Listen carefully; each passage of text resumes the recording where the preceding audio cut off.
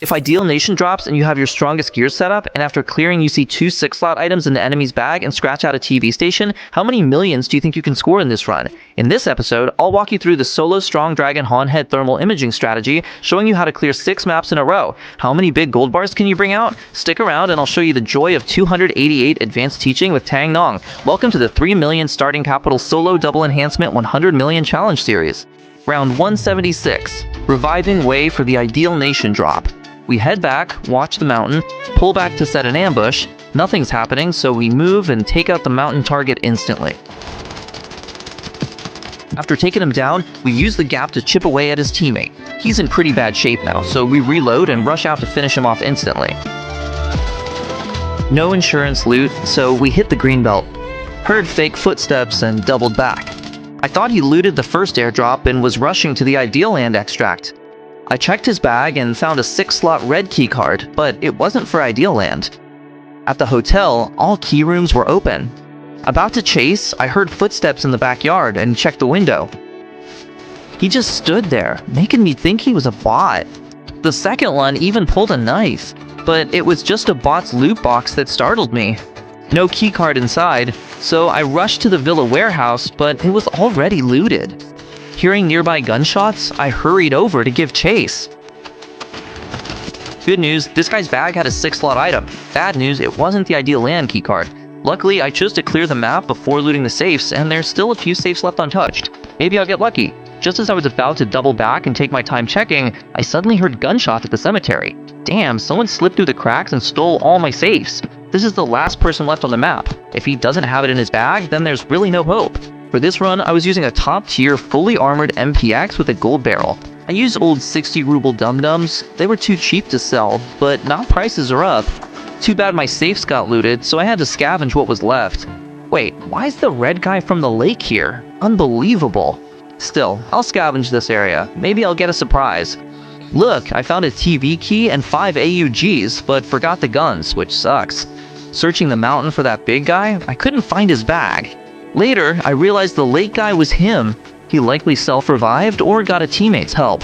There's nothing I could do, really nothing. I did my best this round, but I couldn't even get the blueprints. It's fine though, we're playing 6 rounds in a row with thermal scopes, so let's see how much we can collect in total over these 6 games. In the first round, I basically ran around the map 2.5 times, pretty much at the elite expert level. Now let's check out how I did in the second round. This is the 177th round of the challenge. Honestly, the whole point of this series at the start was to show everyone what a 288 Tangren run looked like, just to change your perception of enhancements. Turns out, enhancements can actually be this weak, and the game can be this easy. But this round was honestly ridiculously easy and relaxed because it was a bot match, and there were also 3 major gold items all in one go, without hearing any sounds at all. But over at the grain area, there was a loot box, and it scared me for a second. I thought there was a duo fighting here. I quickly launched my drone to check it out, and after seeing what was going on, I couldn't help but laugh at myself. Turns out, it was just a bot match. So what was the point of me waiting in the queue for 10 minutes? The grain key opened up a necklace inside, and I thought there were only 2 major gold items at the time. After getting the teapot, I just felt totally refreshed. But I do have a habit. That is, I always check every single high-level loot crate and insurance box. Hey, nice, 3 major gold items right off the bat. Why does it feel like my drop rate is super high? It's because I loot a lot. Think about it. Every match, I clear out almost all the insurance boxes, so how could my drop rate not be high? That's exactly why I say the 288 is such a great value. It's super satisfying, and you get to loot to your heart's content. In this round, since it was just bots, I only made 1 loop before I couldn't take it anymore. For this match, I decided to use the 6-headed and 6-armored setup, because I really didn't want another bot match. It's just way too boring. At this point, some friends started saying, "Wait, you set a rule for this series to only use 4-headed and 4-armored gear, but now you're using the 6 set. Isn't that just overpowering?" Actually, no. Why? Because this match was also against bots. I had no choice. I want to queue up and show you how it feels against real players, but the game won't match me with real people, so you can't blame me, right? The tutorial's just working too well. Blame that. There wasn't much in this round, so I could only extract with 910,000. 1784 was a bot match, but I just don't believe that this 179th match is also against bots. But for this round, I've already switched back to the 4-headed and 4-armored setup. At the start, as usual, I turned around to check the nearby extraction points and spotted a real player. I noticed he didn't land at all, so I had to enter from the back. After getting into the crane tower, I did something to make sure big gold wouldn't be discovered. I didn't open the key room and just rushed straight ahead, because I wanted to clear the area first and then eat something. This gun is good and all, but the bullet drop is pretty serious. See, I can't even hit anything with it. Closer look, saw someone at the beacon tower, but I hesitated on the shot and couldn't catch up. Checked the main, guest rooms, and 201, but no loot. Headed to the back hill and spotted one heading to South Mai's second floor. Closing in, I saw another on the left and dropped him. Why be up there? If you'd fired, you'd have the kill. Heard one behind the wall, rushed, and hip fired to finish him. They're all down. Turns out they were all on the same team, which is pretty wild. I went over to check the second floor of South Mai and suddenly noticed someone by the respawn van making moves. For a second, I thought he was coaching me or something. It freaked me out, so I quickly pulled back. I thought I had already cleared everyone out, but when I got to the villa, I heard footsteps. I figured it was just a bot, so I didn't pay much attention and just shot quickly as I moved. But then he came right up behind me to ambush me. Man, turns out it was a real player. Only after taking him out was the area truly cleared. Let me show you this amazing custom gun setup just for the little sugar man. An AK with a 16x scope? That's pretty interesting. This loot was just too good, and I spent too long looting the bodies. At the time, I forgot that I hadn't secured the area near the bones, but I just couldn't resist seeing so much loot. If it were you, could you pass up a cloud feast? The key thing was I was still disguised then. Luckily, I didn't get taken out. His aim was terrible. I was standing still looting and he still couldn't get me. I mean, what else can I say, right? 666. Then, when I was looting in the second round, I suddenly had a moment of insight. A disguised player was aiming at me, and as I checked the loot, another snuck up behind. 14 bags total from those 3 players. No way I had time for everything. Too late to grab it all. So frustrating. Now I loot first and sort later. Such a shame. I could have extracted with 1.7 million.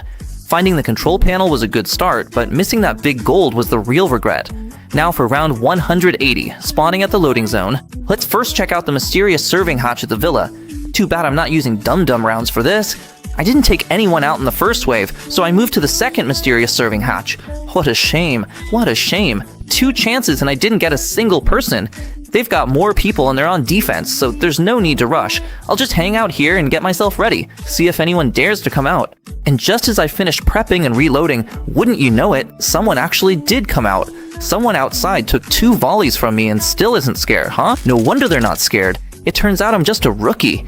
Anyway, let's leave them for now and head to the broken bridge. I spotted someone over by the recycling station, so I went straight down and took him out. There are gunshots coming from the south. Probably that team from the villa coming out. Let's turn around and check it out real quick. No need to rush or worry, he'll slip up sooner or later.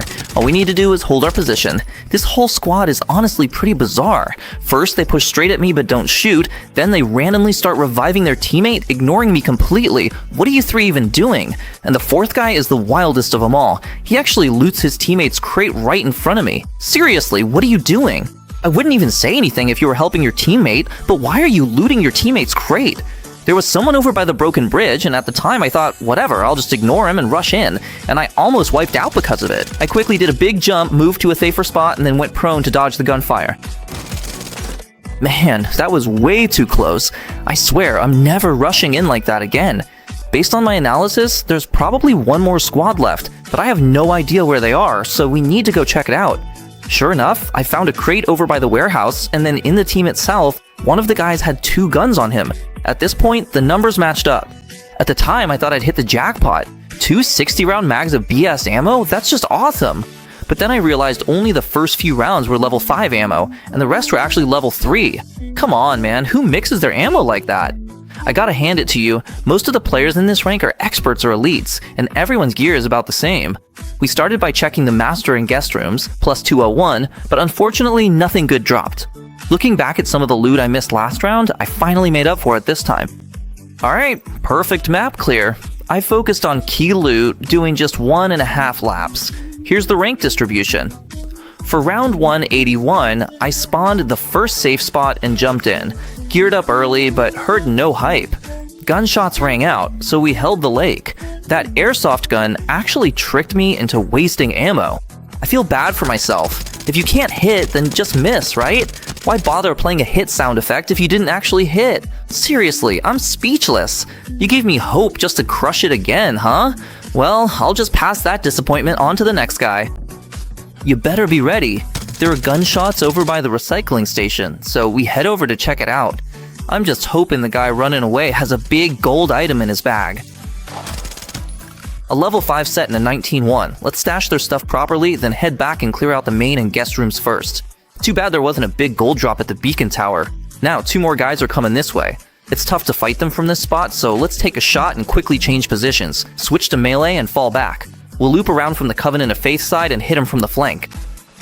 I imagined my eternity and kept moving forward. He's inside the shipping container, and this guy actually has a big gold item in his bag, but I didn't know that at the time. Turns out it was just a regular set of 5. I thought you had thermal imaging too.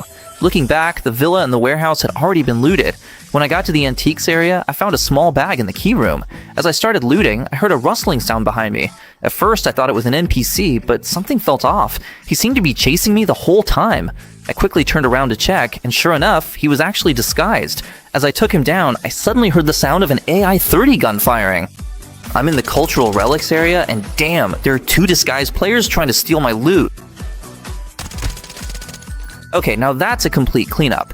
The helmet armor doesn't lose durability, so clearing the map is just way too easy. That's right, all the effects you're seeing are demonstrations from the 288 Advanced Tutorial. This advanced tutorial has been consistently updated for over 2 years now, so both quality and credibility are guaranteed. After these 6 rounds of map clearing demonstrations, I believe everyone can see that making your money back is really easy. It's just a matter of whether you want to spend the time or not. And for those who've been watching all along, you know that in Season S15, the drop rate is 100%, because this run is actually the last one of the current season, which means it's from the previous season. A high extraction rate is actually pretty easy to achieve. The difficulty of these matches is low and straightforward, including this run where no armor damage was taken while clearing the map. Thanks for watching until the end. Stay tuned for more highlights and tutorials. See you next time. Bye-bye.